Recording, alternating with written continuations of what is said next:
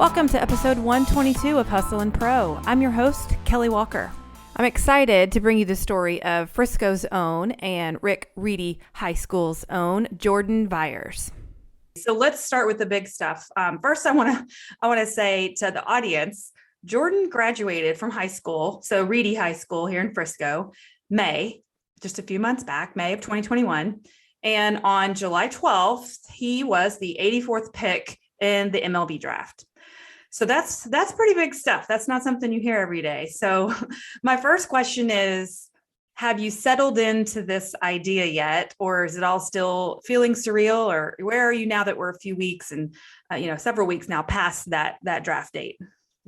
So honestly, say draft day, I think my draft day was July 12th. Sitting there in the room with all my friends and family and seeing my name called, it really was surreal. I couldn't believe that it actually happened. It's a thing that I've been working for since, I was a kid dreaming. I was 8 years old. Wow, just imagine I could be playing professional baseball. And, I've settled into it a little bit, being around a bunch of older guys, as I just turned 18, and most of the guys at the complex that I'm at right now for the Phillies, they're 21 through 24, 5. There are even some rehab guys from their big league team that are in their 30s. Me and my roommate talk, and he's like, dude, we are professional baseball players. That's crazy. How old is your roommate? He's also 18. He is from Corpus Christi. I'm curious, at what point do they ever sit you down and say, okay, here's, you got drafted into our system. Here's a path that we see for you of, working your way around and how you get moved and this and that and throughout the system. Or do you just know that already because you follow baseball and you understand how it goes? Do you have any expectation when when you're drafted into a system like this at such a young age of where, the levels that you're going to go through and where you're going to be? So it depends on the organization, whether or not they physically sit you down and tell you, here's your plan, say for the next 4 years, this is where you are now. This is where we want you to be 2 years, 4 years, yada, yada.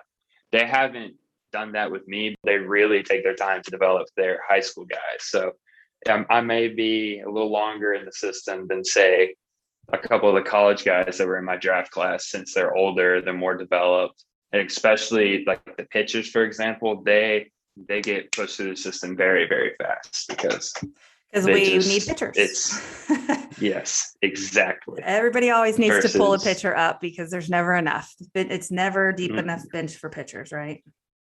Never deep enough bullpen, no ma'am. And plus, being a position guy, hitting, it takes a lot more reps to get used to facing professional pitchers, for example, because hitting is so much harder than pitching. Now, pitching's very hard, but the hitters usually make the big money because if you can do it even 3 out of 10 times, that's pretty good, right? It's unheard of. So let's talk about that. So let's talk about that for your batting, because I know you're an outfielder, but you're also known for hitting. And so I'm going to throw out some of the stuff I found on you with an average of 464, 8 home runs, 20 or 20 something RBI. My notes are messy.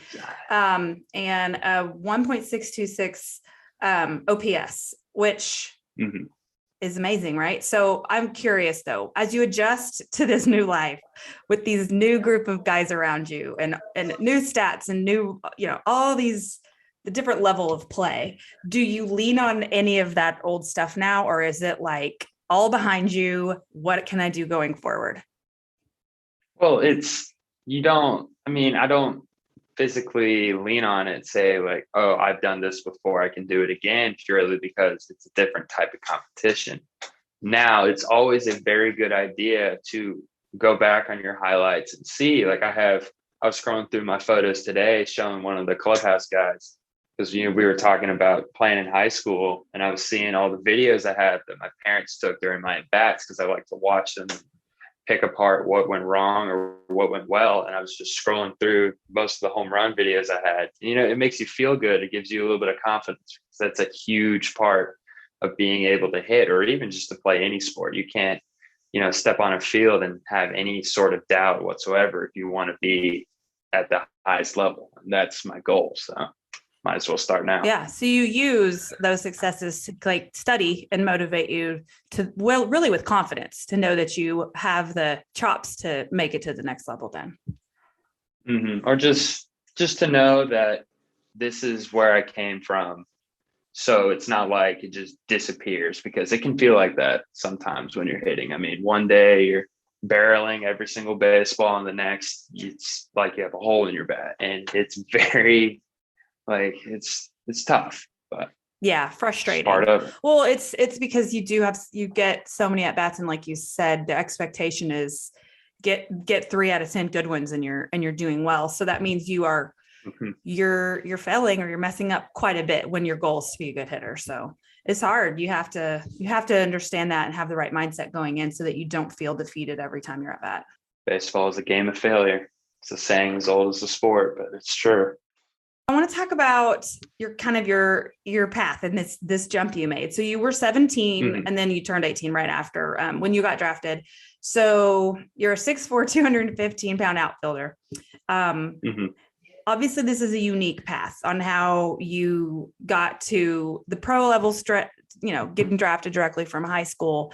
And I've read that you weren't so much doing all the same things like in the scouting world as some of your peers your same age. So tell me about that. Like, what do you feel like you did differently, and were you doing that intentionally differently, or why?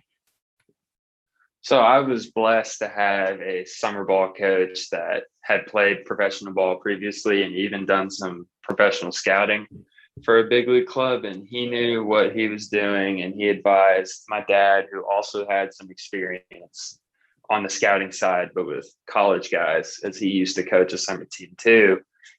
And they basically told us that, look, if you're good, they'll find you. And so what we did was, I was always young for my grade, but instead of playing my age, which is a common practice in baseball, we played my grade or even upper grade. Like last summer is when really the buzz for professional scouts started.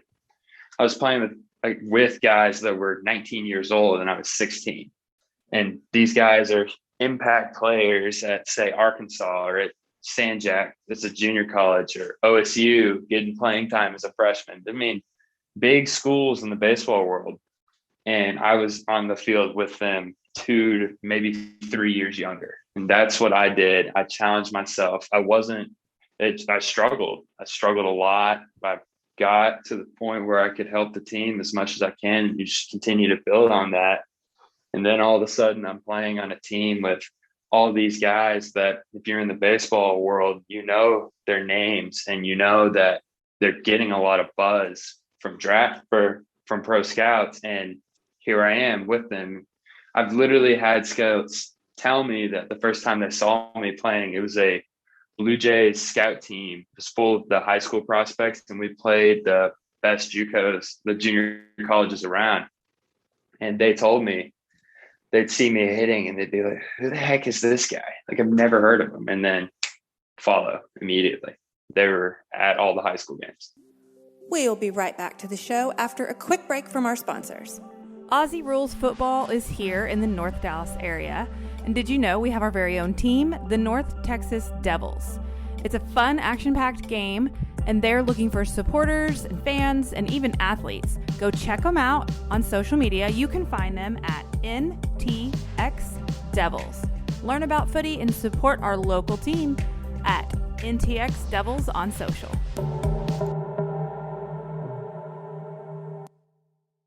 Do you think you would have heard? So you said you struggled. Do you think you would have heard and struggled or even been able to do this if not for your size? I mean, I'm not talking about the talent. That's not what I'm saying. But if not for the size that you have, do you think you would have heard people tell you you couldn't play with that age group and hang? So see, the thing about baseball is that it's not as size dependent as, say, like a huge example would be basketball. But I will tell you, size definitely helps. Strength definitely helps. I mean, they're all physical tools, but baseball is a game of skill. And I've spent a very long time hitting in a cage with my dad since I was 2-3 years old when he was giving lessons in Gunner, Texas. But the size definitely helps. It helps a lot.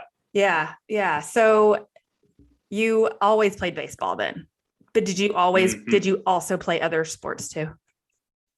I did. I mean, to be honest, if I was 6'8", I would definitely be playing basketball right now. Basketball is something that if I was good at, I would have done both in high school, which I played basketball in middle school. I played a little bit when I was younger, but it's mainly been baseball. Were you at Reedy all 4 years? Yes, ma'am, I was. Did you play anything else at Reedy, or were you already focused on baseball starting in ninth grade? That was a great debate. It was actually not in a fight, but the old band director was very adamant that I could play baseball and be in band because I was in band in middle school and I loved it. But, I talked it over with my parents, and my dad straight up told me, he's like, look, if you want to make varsity as a freshman, which I wanted to very badly, then he said, you have to focus on baseball. And I was like, all right, deal breaker. Sorry, no more playing the bass clarinet. Bass clarinet, I was going to ask. So I read that you weren't on the top 250 prospect list. Like we talked about, you were under the radar because they just weren't, you weren't on you weren't on the scene yet because of your age. So when did you commit for college ball then? It was a day before Halloween or Halloween, I forget. It was, yeah, Halloween of 2020. That's when I went to Arkansas. I was previously committed to Oklahoma State, but me and my family decided that it was a better opportunity to go ahead and commit to Arkansas and decommit from Oklahoma State. Okay, so you had 2 seasons left to play in high school you were before you even committed then. So, okay, I was just curious. I'm always curious when good high school athletes make the decision and commit, but you can change it like you did. Going into this draft, where was your head? Like, did you and your dad already know, like, this is a possibility, this could happen? Or were you thinking it was such a long shot, you're going to Arkansas, like, for sure? See, I try and be as real as I can. And to be quite frank, to be in my position to where I wasn't a surefire first round pick, you have to be okay with going to college because the draft is so finicky. Like, say this year, the number one pick was completely off, and that screws everyone else's draft board, all other teams. So I could have been projected a team's second round pick. Say I fall to the sixth, seventh, eighth. That wasn't the slot value or money that me and my family agreed upon that would make it worth foregoing Arkansas. So I had to I didn't psych myself out of the draft, but I was looking forward to both going to Mm-hmm. Arkansas to play for that fantastic program, play with the guys that I did the summer before, or going ahead and starting pro ball. So then on day one or round one, you were really just watching, not knowing if you were going to get in the first 5 rounds at all. You thought maybe 6, 7, 8, you said? No, I was projected, I put that in air quotes because they don't ever truly know, 2 through 6. But I was watching the first round just because I wanted to see who was getting picked, really, because I wanted to see where guys like Jordan Lawler or Jackson Jobe or Marcel Lemaire, I wanted to see where all those high school guys fell just because I've seen them and I've played with Lawler. I've seen Jackson Jobe playing the very good players. And I was just curious. Yeah. So you wanted to, of course. I mean, yeah, it would be weird if you weren't watching, I think. Um, Yeah. but like so you guys had a plan going into it, and you kind of had this is where I need to fall for it to be worth not going the college route. hmm My advisor, she's a blessing too. Talked everything out with us. We were planned, we were ready to go 2 months before the draft. So that way everything was set up where all I had to do was just play baseball. So yeah, it's good to have somebody representing you that knows the ins and outs. I mean, because yeah, after all, this is a huge life decision, and you're at that point 17 years old, and you also don't want it to be up to just your parents to guide you, because although your dad understands that world, like this isn't their everyday world, right? And is your dad still work? Does he work in baseball? No, ma'am. He actually works at a construction company. But he knows baseball. Oh, yes. Baseball coached when they still lived in North Carolina and sending kids to junior colleges and colleges. Just loves the game, loves what it does for youth and whatnot. It's a Yeah. great deal. And yeah, so speaking of that, you worked with youth baseball players through high school, yeah? Yes, ma'am. Tell me about that. Were you at DBAT in Frisco? So it was more through my dad that I worked with all the little kids because he's always had teams through the years that usually he was coaching my little brother. And I just got the chance to learn how to not just coach, but just talk to people and teach them not just how to play baseball too. It's just about really anything because that's how my dad learned by coaching his younger brother Yeah. with my grandfather, and he wanted that for me. It was such a cool That thing is to so cool.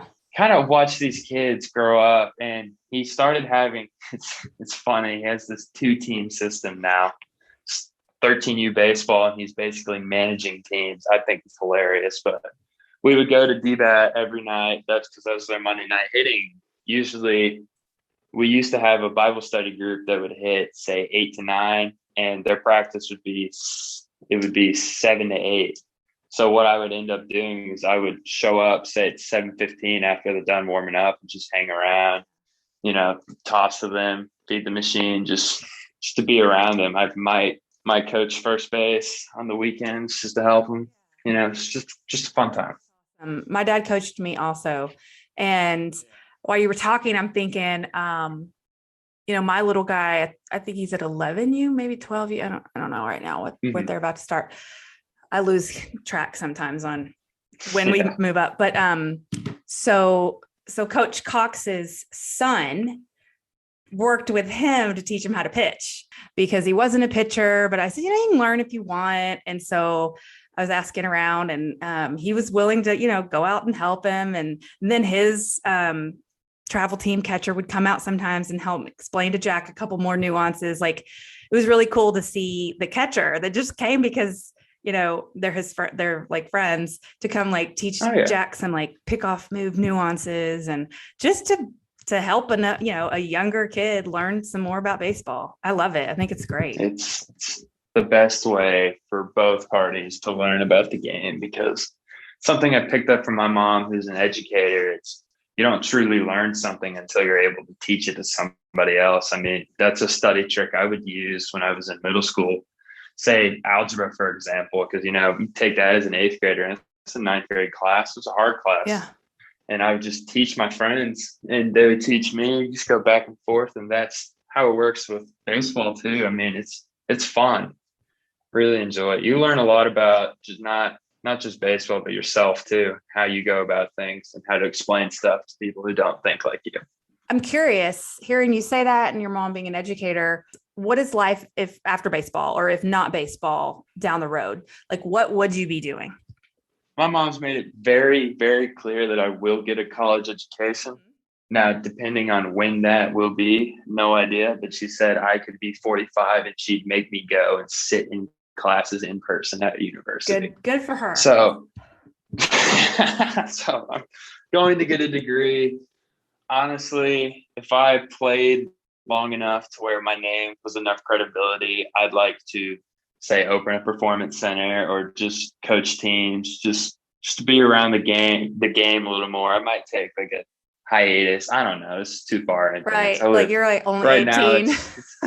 Now right now it's day to day. I've got to make sure that I'm just doing enough and learning enough about professional baseball at the rookie level. I mean, to be fair, baseball or going, into the draft or not, or going to college, either way, you wouldn't necessarily know what you're going to be in 5 years today anyways, because most kids, as you go into school, you might think you might have a plan, but nobody knows yet. It moves and changes over those next several years. So the plan is to adapt. Yeah. Adapt to what you find, what you settle into and what you realize you're good at and what you're interested in. Now you are lucky because you already know that. So that's your first plan. And, there's a lot of guys that go pro after high school around here that, they get their college degrees online in different ways. I know your mom, part of the deal was probably to sit in a school, but there's lots of ways you can make that happen. if you want? Oh yeah. Well, that wasn't like I had to be in school. I was planning on probably starting classes within 2 or 3 years, just so I don't get the education that I got from high school completely out of my brain. Because I'll be honest, junior year COVID, and then doing everything online for so long. Because I was quarantined 3 times this year from school. I think I counted out. I sat out 5 weeks. It made me lazy. I'm gonna be honest. I mean, school, I liked school, and then it got kind of challenging because I've always been a good student, and that was just the expectation. But I've never been one of the AP student that takes 5 AP classes. But I'm smart enough. I took 3 this year, 3 last year, and it gets kind of boring to me learning about stuff that I don't necessarily want to learn about, and then it's tested on. So college, it's not appealing to me, but I understand if I want to continue to impact people in a positive manner, just having a degree is probably the best way to go after baseball, because it's more than baseball. It's more about what you do with what God has blessed you. And that's been hammered into me by not just my parents, but everyone else in my life. Yeah, that's great. They're right. Yeah.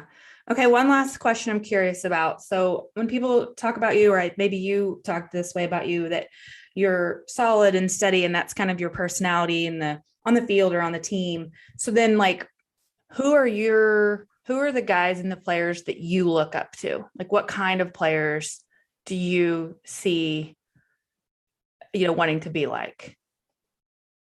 I would say an example of a player would be a guy like Freddie Freeman for the Braves, who he's rock solid. He's steady. He's not quiet about his business, but it's not, look at me. He's just a team guy. And I love that. I'll tell you, a guy who's not a baseball player that I aspire to be is my trainer. His name is Chad Marr. He trains a bunch of high school guys in the area. He had all the Wakeland baseball teams when they were, I think it was back-to-back state appearances. His son went there, and that was that connection. But he's always had high school guys, specifically baseball players, at his gym, and just what he does through his work impacting people and how he goes about it, and the family that he's created at the gym that I go to. It's unimaginable. And that's who I look up to. That's great. That's what I want to be. That's awesome. I love that that's a real person, that you has like directly impacted you, not someone that you might not ever see or meet in your life. So that's awesome to hear. Thanks, Jordan. I know you are working out and training and practicing and all the things right now, and you took out time to Zoom in with us. So we're excited for you. Of course. I know we're excited to watch your path and see how the next several years unfold for you. Thank you. I really appreciate you taking the time out of your day to talk to me. And thank you for listening to this episode of Hustle and Pro. Do me a favor and review and rate our podcast wherever you listen to your podcast. We'll see you next time.